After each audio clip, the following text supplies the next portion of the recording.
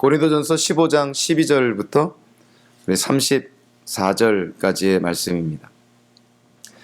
우리가 흔히 부활신앙이라고 하면 단지 미래에 일어날 어떤 사건을 연상하며 우리의 과거와 현재와는 아무런 관계가 없는 것처럼 그렇게 생각하는 경향이 없지 않아 있습니다.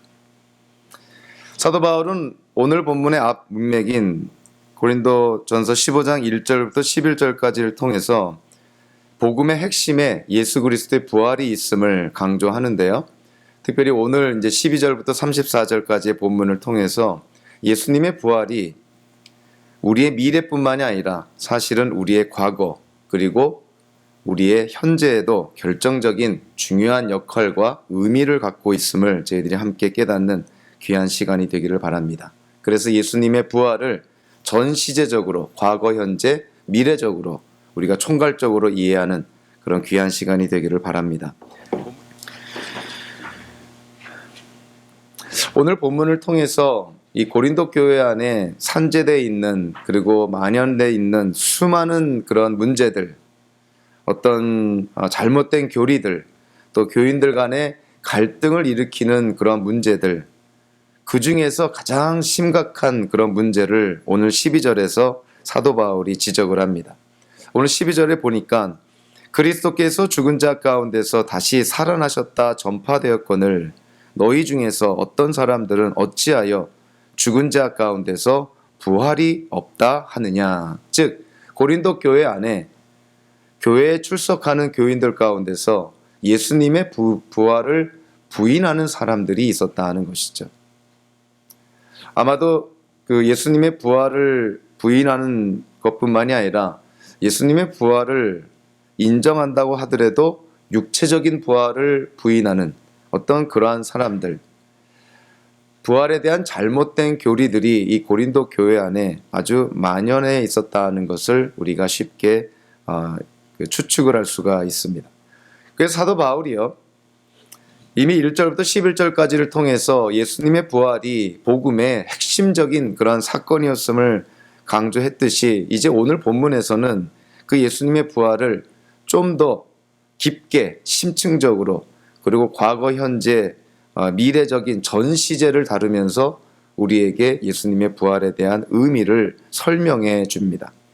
무엇보다도 예수님의 부활을요, 우리의 신앙의 여정과 비춰봤을 때 과거 시제적으로 우리에게 다가오는 중요한 의미가 있습니다. 그것은 뭐냐면 예수님의 부활로 말미암아 우리가 하나님 앞에 의롭게 되었다 하는 것이죠.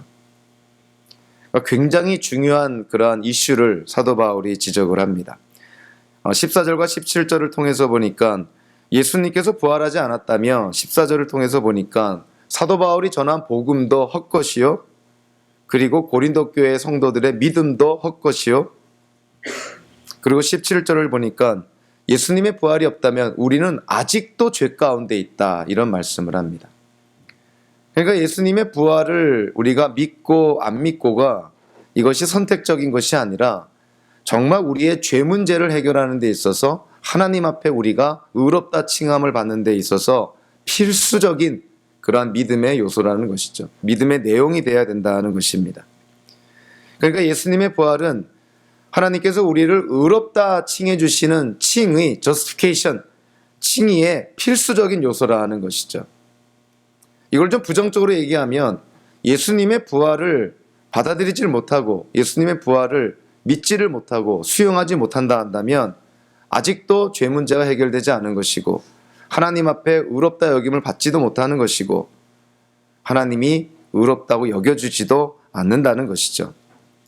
그래서 예수님의 부활이 빠진 예수님에 대한 믿음은 헛것이다 하는 것입니다. 제자들이, 사도들이, 사도 바울도 대표적인 경우지만 복음을 전할 때 가장 중요한 그런 복음의 내용이 뭐냐면 이 고린도전서 15장 3절 4절 우리 본문 앞문맥에 이미 강조가 되었듯이 복음의 가장 핵심적인 내용은 예수님의 죽음과 부활입니다. 예수님의 죽음과 부활이 빠진 복음이라는 것은 복음이 될 수가 없다는 것이죠. 즉 복음의 가장 핵심적인 위치에 있는 분이 바로 예수님이라는 것이죠.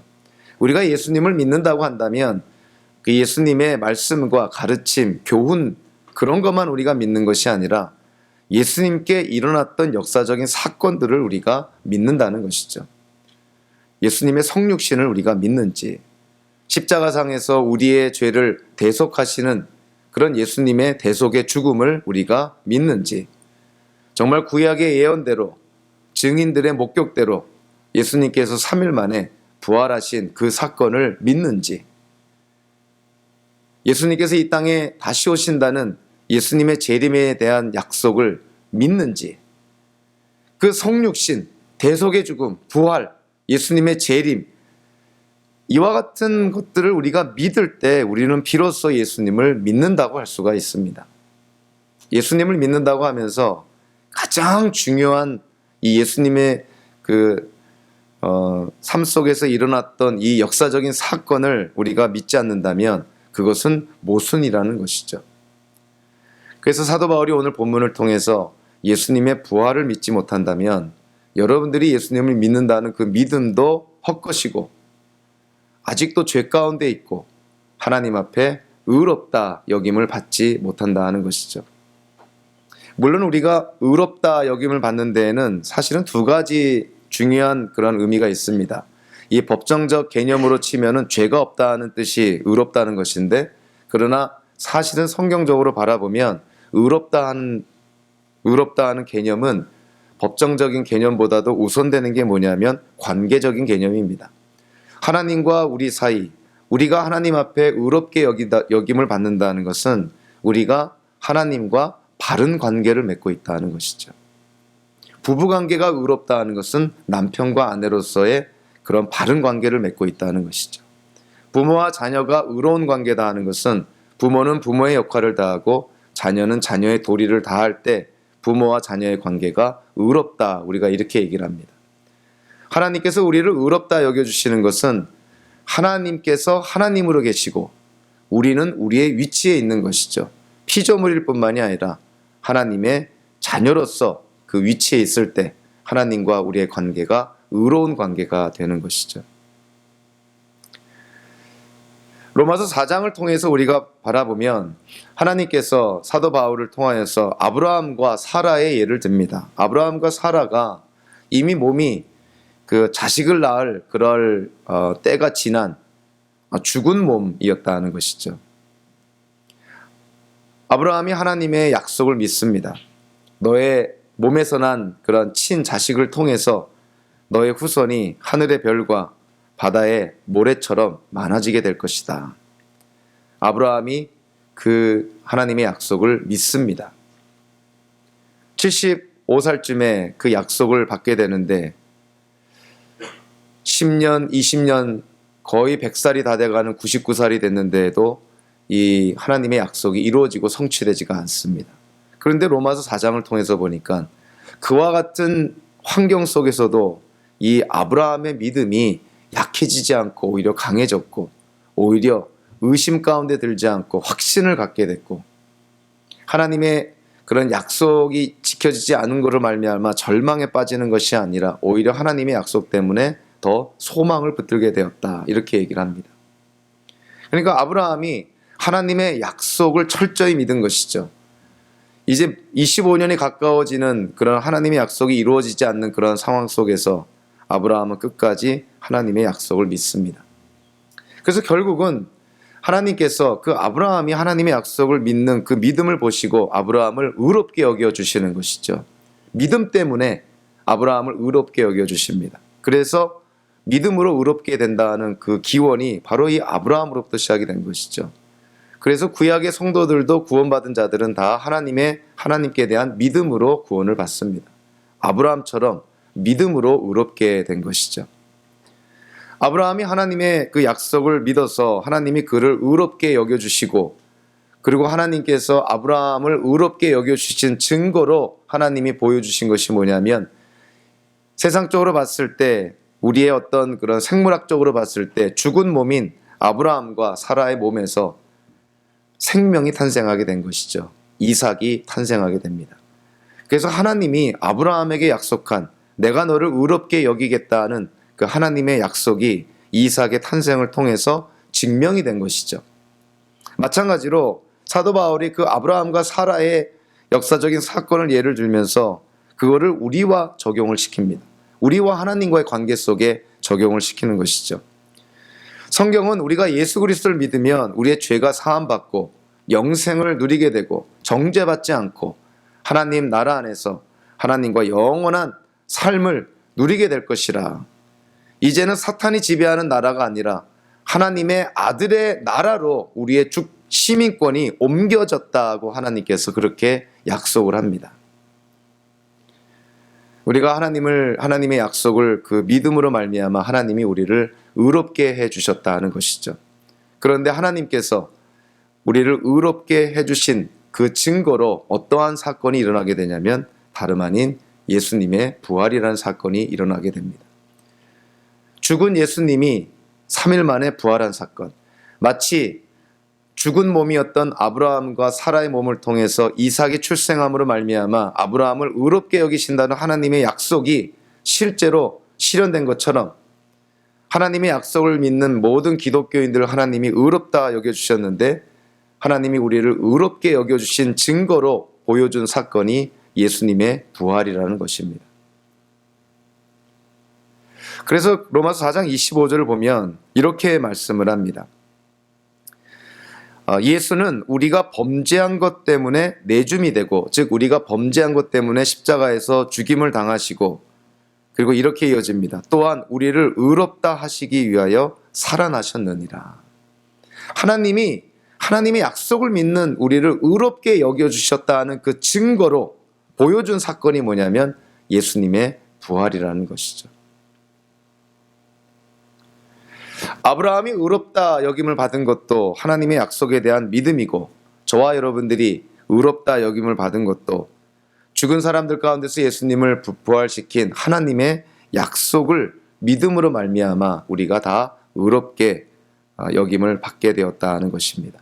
그렇기 때문에 예수님의 부활을 만약에 믿지 않는다면 사도 바울이 18절에 언급한 것처럼, 첫째는 만약에 예수님께서 부활하지 않았다면 예수 그리스도를 믿는다 하면서 죽은 그리스도 안에서 잠자는 자들이 다 망했다는 것입니다. 다 그들은 쓸데없는 것을 믿게 되었다는 것이죠. 그뿐만인가요? 19절을 보니까 예수님의 부활을 믿지 않는다면, 즉 예수님의 부활이 일어나지 않았다고 생각한다면 그리스도 안에서 우리가 바라는 것이 다만 이 세상뿐이라면 기독교인들이 가장 불쌍한 자들이다, 이렇게 표현을 합니다. 예수님의 부활은 현재 우리가 어떠한 존재인지를 확증시켜주는 사건이라는 것이죠. 예수님의 부활 때문에 우리가 하나님 앞에 의롭다 여김을 받게 됐고, 하나님과의 관계가 바른 관계로 회복이 되었고, 이제 예수님의 부활 때문에 우리가 이 세상 나라에서 하나님의 아들의 나라, 하나님의 나라로 우리의 시민권이 옮겨졌다는 것을 예수님의 부활을 통해서 우리는 확신할 수 있다는 것입니다. 그렇기 때문에 만약에 예수님의 부활을 믿지 못한다면 우리가 의롭게 되었다는 확신도 갖지를 못하고, 죄사함을 받게 되었다는 확신도 갖지 못하고, 우리가 하나님 나라의 백성이라는 확신도 갖지 못하고, 하나님의 자녀라는 확신은 더더욱이 갖지 못한다는 것입니다. 그러니까 사도 바울이 고린도 교회 성도들에게 예수님의 부활이 없다고 하는 거 얼마나 어처구니 없는 잘못된 주장인지 사도 바울이 특별히 강조하는 것이죠. 예수님의 부활이 없다면 그리스도 안에서 죽은 자도 다 망했고 현재 기독교인들도 가장 불쌍한 자라. 예수님의 부활은 우리의 그런 믿음의 내용에서 가장 핵심적인 그러한 내용 중에 하나라 하는 것입니다. 사도 바울이 이제 예수님의 부활이 현재 그 당시의 고린도 교회 성도들, 현재 우리 기독교인들에게 어떠한 과거적인 의미, 즉 예수님의 부활 때문에 우리가 의롭게 되었다는 것이죠. 의롭다 여김을 받게 되었다는 것이죠. 칭의, 의롭다, 하나님이 우리를 그렇게 칭해 주셨다는 것입니다. 그뿐만이 아니라 이제 오늘 본문을 통해서 보니까 예수님의 부활이 우리의 어떤 그런 구원의 여정 속에 과거적인 측면에만 뿐만이 아니라 미래적인 측면에도 그 예수님의 부활이 또 영향을 끼치고 또 필수적인 요소라 하는 것을 우리에게 말씀해 줍니다. 20절과 23절을 통해서 보니까 사도 바울이 그 20절에서 그러나 이제 그리스도께서 죽은 자 가운데서 다시 살아나사 잠자는 자들의 첫 열매가 되셨다, 이런 말을 합니다. 예수님의 부활, 즉 예수님께서 죽은 자들 가운데서 살아난 첫 열매가 되셨다. 사실 그 과실수를 보면 첫 열매가 맺혀지면 무엇을 우리가 기대하고 무엇을 예상하냐면 나중에 그 나무에서 수많은 과일들이 맺힐 것을 우리는 기대하고 예상을 합니다. 첫 열매가 첫 열매로 그치는 것이 아니죠. 첫 열매가 있으면 나중에 엄청난 많은 그런 양의 과일들을 수확할 것을 우리는 기대를 합니다. 마찬가지로 예수님께서 예수님의 부활이 죽은 자들 가운데서 살아난 첫 열매라 한다면 유대인들이 이 말을 들을 때 당연히 생각하는 게 뭐냐면 첫 열매가 있으면 나중에 풍성한 수확을 할 때가 있겠구나 하는 것을 당연히 기대하게 되죠. 예수님이 첫 열매라 한다면 그러면 언제가 풍성한 수확을 하는 때일까? 그것이 20절과 23절에, 특별히 23절에 이렇게 말합니다. 그러나 각각 자기 차례대로 되리니 먼저는 첫 열매인 그리스도요, 다음에는 그가 강림하실 때 그리스도에게 속한 자요. 이게 무슨 말씀이냐면 예수님의 부활은 죽은 자들에서 부활한 첫 열매와 같다고 한다면 나중에 예수님께서 이 땅에 재림하실 때 예수 그리스도에게 속한 자들은 예수님처럼 다 영화롭게 부활하게 될 거라는 것입니다. 예수님이 첫 열매라면, 예수님이 재림 때, 예수님의 부활이 첫 열매라면 예수님의 재림 때 일어날 우리가 상상할 수 없는 수많은 사람들의 부활, 그 영생으로 나아가는 그 부활이 분명히 일어나게 된다는 것이죠. 그거를 사도 바울이 오늘 본문을 통해서 보니까 그리스도에게 속한 자들에게 일어난다는 것입니다. 우리는 좀 여기서 균형 있게 우리가 이해를 한다면 요한계시록을 통해서 보니까 예수 그리스도에게 속한 자들만 부활하는 것이 아니라 사실은 이 땅에 태어나서 죽은 모든 사람들이 사실은 다 부활합니다. 그들이 다 부활하여서 마지막 때에 하나님 앞에서 마지막 심판을 받게 되는 것이죠.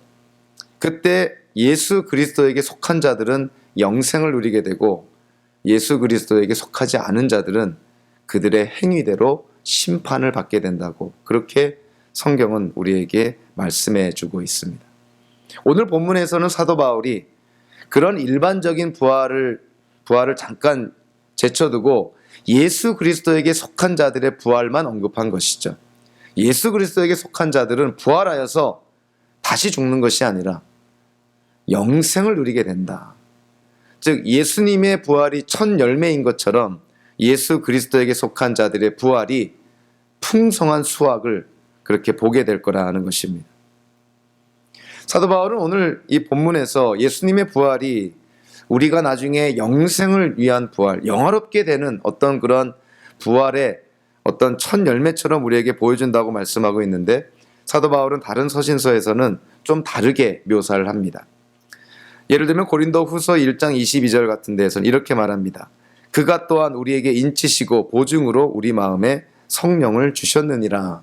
우리 믿는 자들에게 일종의 보증금 같은 것으로, 디파짓 같은 보증금 같은 것으로 우리에게 구원의 확신을 심어주는 보증금처럼 하나님께서 우리에게 허락하신 것이 뭐냐면 우리 안에 성령이 내주하도록 허락하셨다는 것이죠. 그것을 성령의 인침이라 이런 말씀을 합니다. 그러니까 우리가 구원받았다는 것을 나중에 예수님 재림하실 때 우리가 부활하여서 영생을 누리게 될 거라는 것을 하나님께서 우리에게 약속하는 보증금으로 주신 것이 뭐냐면 바로 성령의 내주하심이다 하는 것입니다. 그래서 예수 그리스도를 믿는 자들의 심령 안에는 성령께서 내주하시는 것이죠. 사도 바울이 성령을 통하지 않고는 예수님을 주님이라 고백할 수 없다고 얘기를 합니다. 그러니까 저와 여러분들이 예수님을 나의 주인으로, 인생의 주님으로 고백한다면 이미 우리 안에 성령의 인침이 있는 것이죠. 성령의 내주하심이 있는 것이죠. 그 성령의 내주하심이 우리에게 보증금처럼 작용을 해서 예수님 재림할 때 우리가 하나님이 약속하신 영생을 누리게 된다 하는 것입니다. 고린도후서 5장 5절에서도 마찬가지로 얘기를 하고 있죠. 곧 이것을 우리에게 이루게 하시고 보증으로 성령을 우리에게 주신 이는 하나님이시라. 하나님께서 우리에게 구원을 보장하기 위해서 마치 다운 페이먼트처럼 우리에게 허락하신 분이 누구냐면 성령의 하나님이시라 하는 것입니다. 그래서 예수님의 부활이 첫 열매다 한다면 예수님이 재림하실 때 예수 그리스도 안에서 우리가 영화롭게 부활하여서 하나님이 약속하신 구원과 영생을 누리게 되는 그 사건, 이제는 첫 열매가 아니라 풍성한 그러한 추수의 그런 시기, 그때가 바로 예수님이 재림할 때라는 것이죠. 그때 저와 여러분들은 언제 죽을지는 모르지만 분명한 것은 예수님이 재림하실 때 우리 다 육체적으로 부활하여서 하나님 나라 안에서 영생을 누리게 된다는 것이죠. 또 24절부터 28절 통해서 보니까 예수님의 부활은 궁극적으로 죽음을 정복했다는 것을 우리에게 말씀해 줍니다. 예수님께서 이 땅에 다시 오실 때 이 온 우주 만물을 다스릴 그런 권세를 예수님이 받게 되시고 모든 만물이 예수님의 발 앞에 무릎 꿇게 되시고 심지어는 예수님께서 지금 우리에게 왕노릇하는 그런 죽음, 사망까지도 다 멸망시킬 것이다 이렇게 말씀을 합니다. 우리는 여기서요 성경을 통해서 그 예수님의 부활을 우리가 이렇게 확인해 볼 수가 있는데, 특별히 구약 성경에서는 예수님의 부활에 대한 수많은 예언들이 있습니다. 메시아 그리스도의 그런 고난과 죽음과 그 부활에 대한 예언이 구약 성경에 넘치도록 우리에게 주어지고 있죠. 그래서 그 사도 바울이 고린도전서 15장 3절 4절을 통해서 보니까 예수님의 죽음과 예수님의 부활을 언급하면서 뭐라고 말씀하고 있냐면, 말씀대로 예수님이 죽으시고 말씀대로 예수님이 부활하셨다. 즉 구약 성경의 예언대로 예수님은 죽으시고 구약 성경의 예언대로 예수님이 살아나셨다는 것이죠. 그러니까 예수님의 죽음과 부활은 그냥 얼떨결에 일어난 사건이 아니라 하나님께서 온 인류를, 온 우주 만물을 구원하시기 위한 계획 속에서 하나님이 세우신 그런 계획의 한 부분이었다는 것이죠. 예수님의 십자가의 사건은 온 우주 만물의 그런 구원의 가장 핵심적인 하나님의 계획이었다는 것입니다.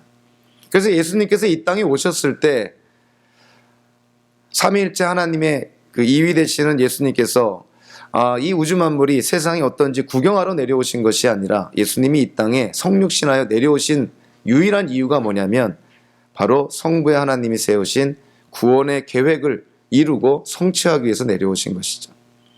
그래서 예수님은 공생의 기간 동안에 항상 어떤 사건을 염두에 두고 사역을 진행하시냐면 십자가의 사건을 항상 염두에 두고 공생의 사역을 시작을 하시고 진행해 나아가십니다.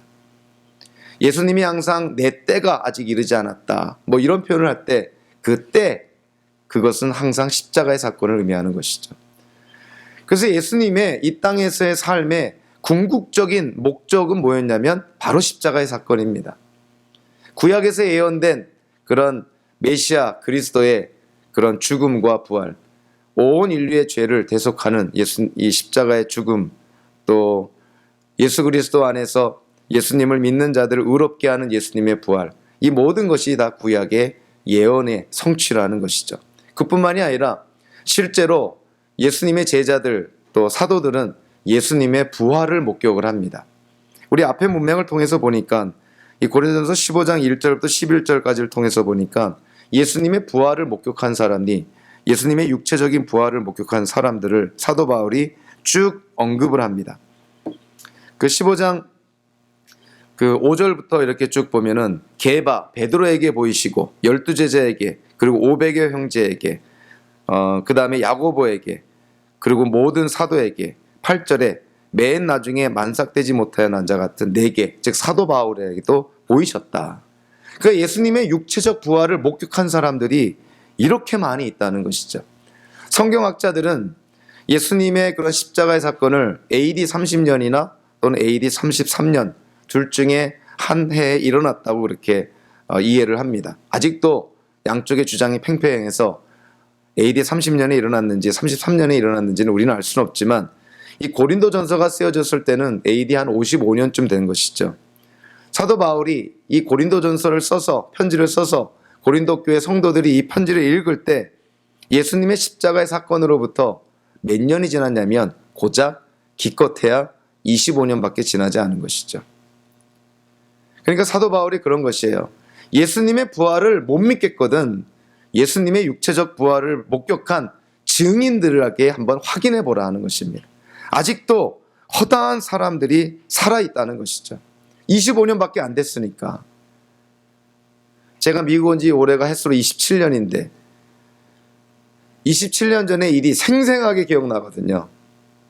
25년 전에 일어났던 십자가의 사건을 목격한 사람, 예수님의 죽음과 부활을 목격한 사람, 그 사건이 그냥 뭐 TV 연속극을 본 것도 아니고 세계 역사 속에서 전대미문의 그런 사건인데 그 사건을 목격한 사람들이 25년이 지난 지금도 허다하게 살아있다는 것입니다.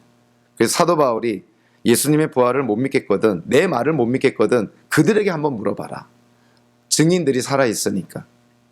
간접적으로 우리가 아는 것은 고린도전서라는 이 서신서가 우리에게 전해지고 있죠. 왜 전해지고 있을까요?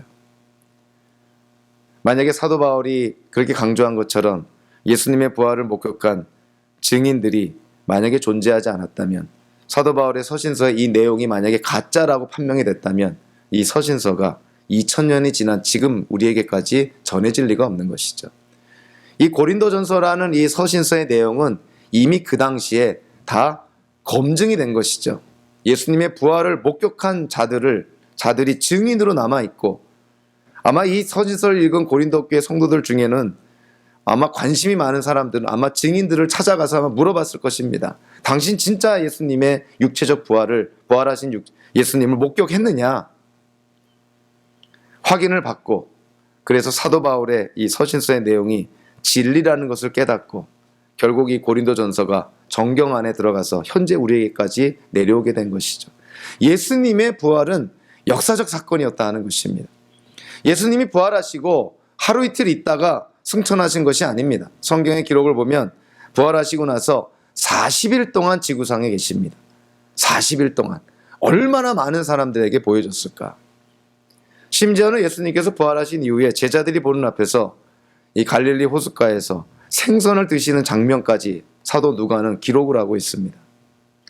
참 우리가 참 상상할 수 없는 그러한 모습들을 성경은 기록을 하고 있죠. 구약의 예언뿐만이 아니라 또 실제로 예수님의 육체적 부활을 목격한 증인들뿐만이 아니라 간접 증거이긴 하지만 예수님의 부활을 또 입증하는 여러 가지 간접 증거들이 초대교회에 많이 일어나게 됐죠. 무엇보다도 제자들이 예수님이 십자가에 그 처형을 당할 때 이 제자들은 다 무서워서 뿔뿔이 흩어집니다. 그런데 어떠한 사건을 전후해서 이 제자들이 자기 목숨을 걸고 예수님의 죽음과 부활을 전하기 시작을 하죠. 결국 사도 요한을 빼놓고는 모든 제자들이 다 순교를 당하게 되죠. 제자들의 변화 속에는 무슨 사건이 있었을까? 그건 예수님의 부활이라는 사건밖에는 없는 것이죠. 예수의 형제인 야고보, 사도 바울, 예수님에 대해서 가장 회의적인 사람들이었죠. 바리새에 있던 이 사울이라는 청년, 예수를 따르는 자들을 핍박하고 죽이고 감옥에 쳐놓으려고 그렇게 그 기독교인들을 핍박했던 사울이라는 청년, 부활하신 예수님을 만나서 사도 바울이 됩니다. 예수님의 동생, 친동생이죠. 야고보, 공생의 기간 동안에 예수님을 믿지 않습니다. 그런데 이 야고보서를 통해서 보니까 예수님을 그리스도라 고백하면서 예수님에 대한 믿음을 갖게 되죠. 예수의 형제인 야고보, 사도 바울이 어떻게 이렇게 회의론자였다가 예수님을 따르는 자가 됐을까? 공통적인 것은 예수님의 부활이라는 것입니다. 그래서 이 고린도서 15장 7절 8절에 보니까 그 후에 야고보에게 보이셨으며, 여기서 야고보는 예수님의 친동생이죠. 그 야고보서의 저자. 그리고 8절에 맨 나중에 만삭되지 못하여 난 자 같은 내게도 보이셨느니라, 부활하신 예수님이 야고보와 사도 바울에게 다 나타나신 것이죠. 그들이 육체적으로 부활한 예수님을 보고 회심을 합니다. 그 전에 공생의 기간 동안에 예수님의 말씀을 믿지 못하고 예수님의 가르침을 믿지 못했던 그들의 불신을 회개하고 예수님을 믿는 그런 회심을 그들이 하게 되는 것이죠.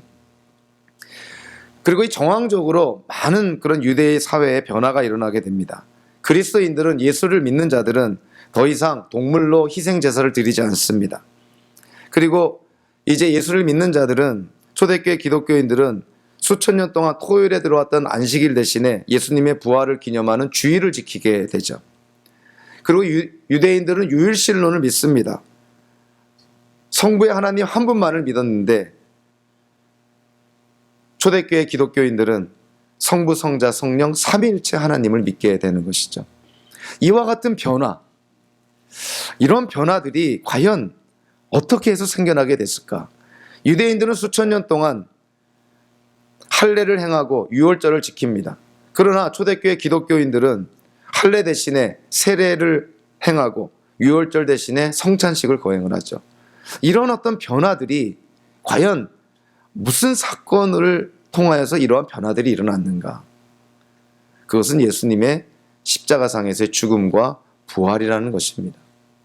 물론 직접적인 증인도 있지만 이런 간접적인 변화, 제자들의 변화, 유대인 사회의 변화, 어떤 이런 것들을 통해서 예수님의 부활이 간접적으로 입증이 되는 것이죠. 그래서 구약의 예언과 증인들의 직접적인 증거와 그리고 이런 정황적인 증거를 합력했을 때 예수 그리스도의 부활의 증거는 의심할 수 없는 증거들이라는 것입니다. 예수님의 부활은 우리의 그런 구원의 여정 속에서 과거적인 우리를 의롭게 하셨다는 그런 측면뿐만이 아니라 미래에 우리가 영화롭게 될 거다, 그런 뿐만이 아니라, 자, 오늘 본문 마지막에 29절부터 34절까지 예수 그리스도의 부활은요, 과거적인 것뿐만이 아니라 미래적인 것뿐만이 아니라 현재를 사는 우리의 삶에 직접적인 영향을 끼친다는 것입니다. 사도 바울이 29절과 32절에 보니까 동일한 말로 부정적인 질문들로 시작을 합니다. 죽은 자들이 살아나지 못한다면, 만약에 부활이 없다면, 자, 현재를 사는 기독교인들의 삶이 어떨 것인가? 29절에 보니까 성경학자들이 아무리 연구했지만 도대체 죽은 자를 위해서 세례를 받는 것이 무엇인지는 모릅니다. 이것이 그 당시에 어떠한 컨텍스트에서 이러한 일들이 행해졌고 사도 바울이 이와 같은 것을 묘사했을 때 무슨 의미로 묘사했는지는 아직도 분명하게 밝혀지지 않고 있습니다. 그러나 사도 바울의 요지는 분명한 것이죠. 예수님께서 부활하지 않았다면 이와 같은 일들 아무 쓸데가 없다는 것입니다. 32절에 보니까 예수님의 부활이 없다면 내가 맹수와 더불어 싸운 거 무슨 소용이 있겠느냐? 지금 수고하고 노력한들 무슨 소용이 있겠느냐? 어차피 우리가 죽을 텐데 부활이 없다면 지금 먹고 마시자 흥청망청 놀아야 되지 않겠느냐? 이렇게 얘기를 하는 것이죠. 즉 예수님의 부활은 현재를 사는 우리의 삶에 지침이 된다는 것입니다. 하나의 등불과 같은 것이죠. 그래서 사도 바울이 그 마지막 33절과 34절을 통해서 강조합니다. 예수님의 부활처럼 기독교인들도 반드시 미래에 예수님 오실 때 부활하여서 영생을 누리니 33절 34절에 뭐라고 말합니까? 그러니까 미래에 영화롭게 될 성도들이니 현재를 살 때 어떻게 살라는 것입니까? 의를 행하고 죄를 짓지 말라. 거룩하게 살으라 하는 것입니다. 이렇게 생각하면 안 되시겠죠? 그래, 예수를 믿었으니 나 의롭게 되었고 예수님 이 땅에 오실 때 내가 영화롭게 될 거니까 이 땅에 살 때 좀 마음대로 흥청망청 살아볼까? 이럴 수는 없다는 것이죠. 사도 바울의 요지가 예수를 믿는 여러분들이 분명히 예수님이 이 땅에 다시 오실 때 영화롭게 될 것이고 부활하여서 영생을 누릴 그러한 하나님 앞에 그러한 존재들이니 이 땅을 살아갈 때 어떻게 살아야 된다고요? 그 신분에 합당하게 살아가는 것입니다. 그저 단순히 예수님의 부활이 미래에 일어날 일이다 이렇게 치부할 것이 아니라 예수님의 부활로 말미암아 우리의 부활도 확정적인 것이니 현재를 살아갈 때 거기에 합당하게 앞으로 부활할 성도처럼 이 땅을 살으라는 것이죠. 에베소서의 사도 바울은 더 심각한 얘기를 하죠. 우리가 예수님과 영적으로 연합되어 있습니다. 그래서 사도 바울 서신서를 통해서 보니까 예수님과 우리가 영적으로 연합되어 있다는 것은 예수님이 십자가에서 못 박힐 때 우리도 함께 못 박혔고 예수님이 부활할 때 우리도 함께 부활했습니다. 그러니 이 땅을 살아갈 때 성도들은 어떻게 살아가야 된다는 것입니까? 마치 부활한 성도처럼 살으라 이렇게 얘기를 합니다. 그러니까 사도 바울의 그 확신이 대단한 것이죠. 우리가 예수님을 믿음으로 예수님과 영적으로 연합되어 있어서 나중에 우리가 분명히 부활할 것이기 때문에 지금 이 땅에서의 삶을 어떻게 살라고요? 부활한 성도처럼 살라 이렇게 얘기를 합니다. 참 저희들에게 엄청난 도전의 말씀이죠. 그래서 기독교인들은 세상을 바라보는 시각이 좀 다릅니다. 아니, 달라져야 되는 것이죠. 보통 사람들, 일반인들은 현재를 통해서 미래를 바라보죠. 현재의 삶을 통해서 미래를 계획합니다. 그게 나쁘다는 게 아닙니다. 그러나 그 사고에 전환이 있어야 돼요. 관점의 전환이 있습니다. 흔히 패러다임이라 그러죠. 세상을 바라보는 우리의 창과 같은, 인생을 바라보는 지도와 같은 것을 우리가 패러다임이라 그러는데 우리의 인생을 바라보는 패러다임이 바뀌어져야 되는 것이죠. 현재를 통해서 미래를 계획하는 것이 아니라, 자, 오늘 본문에도 나왔지만 확정된 미래를 통해서 현재를 바라보는 것입니다. 우리는 미래에 부활할 성도라는 것이죠. 하나님 나라 안에서 영화롭게 되어서 영생을 누릴 하나님의 자녀라는 것이죠. 그것이 우리 미래에 확정된 사건이라는 것입니다. 그러니까 현재를 어떻게 살라고요? 그 신분에 합당하게 현재를 살으라 하는 것입니다. 그러니까 사도 바울이 예수님의 부활을 언급하면서 미래에 일어날 일이니까 여러분들 어떻게 되든 간에 나중에 미래 부활하여서 영생을 누리게 될 것입니다. 이렇게 얘기하고 있지 않습니다. 여러분들이 예수님 그리스도 안에서 예수님 재림할 때 분명히 부활하여서 영생을 누릴 하나님의 자녀들이니 이 땅을 살아갈 때 거기에 합당하게 거룩한 삶을 살아야 됩니다.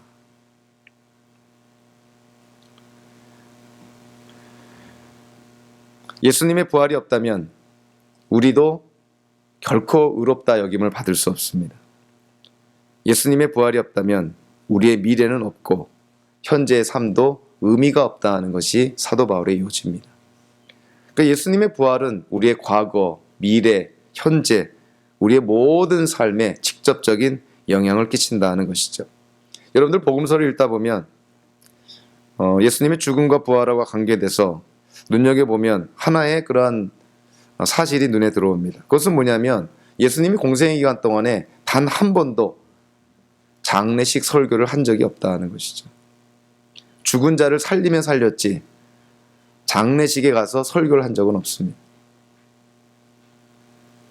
요한복음 11장 25절에서 예수님이 말씀하시죠. 나는 부활이요 생명이니. 즉 예수 그리스도를 믿는 자는 분명히 부활할 것이고 분명히 영생을 누리게 된다는 것입니다. 오늘 우리가 예수님의 부활에 대해서 과거적인 측면, 우리가 예수님의 부활 때문에 의롭게 되었습니다. 의롭다 여김을 받게 되었습니다. 또 부활의 미래적인 측면, 예수님의 부활 때문에 우리도 예수님 재림할 때 분명히 우리도 부활할 것입니다. 예수님이 첫 열매인 것처럼 예수님 재림 때에 풍성한 수확이 있을 것입니다. 예수 그리스도 믿고 죽은 자들 다 부활하여서 하나님 나라 안에서 영생을 누리게 될 것입니다. 예수님의 부활에 대한 현재적인 의미, 예수님의 부활로 말미암아 우리의 부활도 확정된 사건이니 우리가 이 땅을 살아갈 때 성도로서 거룩한 삶을 살아야 된다는 것이죠. 예수님의 부활로 말미암아 우리가 의롭게 여김을 받은 것, 미래에 영화롭게 될 거라는 것, 이거를 확신하면서 저와 여러분들에게 주어진 앞으로의 인생이 얼마가 남았든지 간에 앞으로 부활하여서 하나님과 영생을 누릴 성도로서 의를 행하고 죄짓지 않고 하나님의 뜻에 순종하는 그런 복된 성도의 삶을 사시기를 주님의 이름으로 축원합니다. 기도하겠습니다.